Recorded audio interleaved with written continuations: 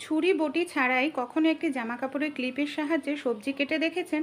চলুন দেখে নিই। এই যে ঝিঙা বলুন, চিচিঙ্গা বলুন, এই জাতীয় সবজিগুলো যখন আমরা বটি দিয়ে ছুরি দিয়ে খোসা ছাড়াই, খোসার সঙ্গে অনেকটা পরিমাণ সবজি আমাদের নষ্ট হয়। তাই আমাদের বাড়িতে এই ধরনের অনেক পুরনো জামা কাপড়ের ক্লিপ থাকে।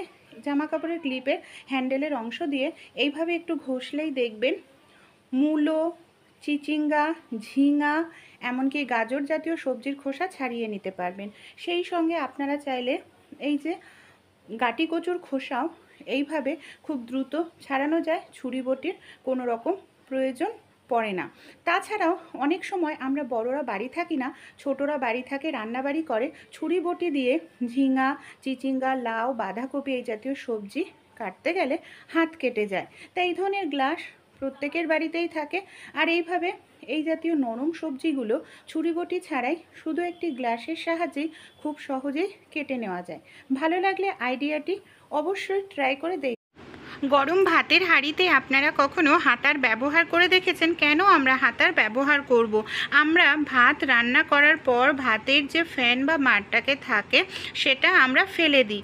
অনেক সময় কি হয়, ভাতের ফ্যান বা মাড় ফেলতে গেলে দেখা যায় ভাতের হাঁড়ির ঢাকনা অনেক সময় বড় হয় বা ঠিকঠাক মতো আমরা ফ্যান ঝরাতে পারি না, ফ্যানের মধ্যে অনেকটা ভাত আমাদের পড়ে নষ্ট হয়। তাই একটি হাতা নিয়ে নেবেন। যে পাত্রে আপনারা ফ্যানটা ঝরাতে চাচ্ছেন সেই পাত্রের ওপর হাতাটাকে এইভাবে উল্টো করে রেখে ভাতের হাঁড়িটাকে এইভাবে উপুর করে দিন। দেখবেন এই যে হাতাটা রয়েছে না, হাতাটার সাহায্যে ভাতের হাঁড়ির ঢাকনা টাইটভাবে আটকে থাকবে।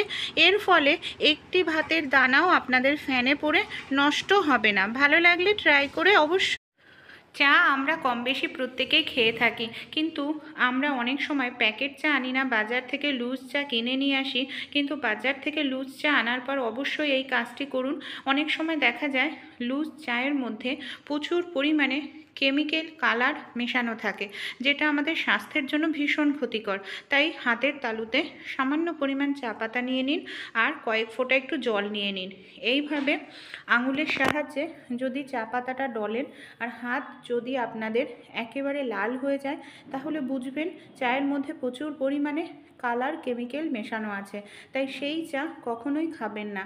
তাই যখনই আপনারা লুজ চা কিনে আনবেন অবশ্যই এই ছোট্ট টিপসটি অ্যাপ্লাই করবেন। শরীরের অনেক রোগ ব্যাধির হাত থেকে খুব সহজেই রেহাই পাবেন।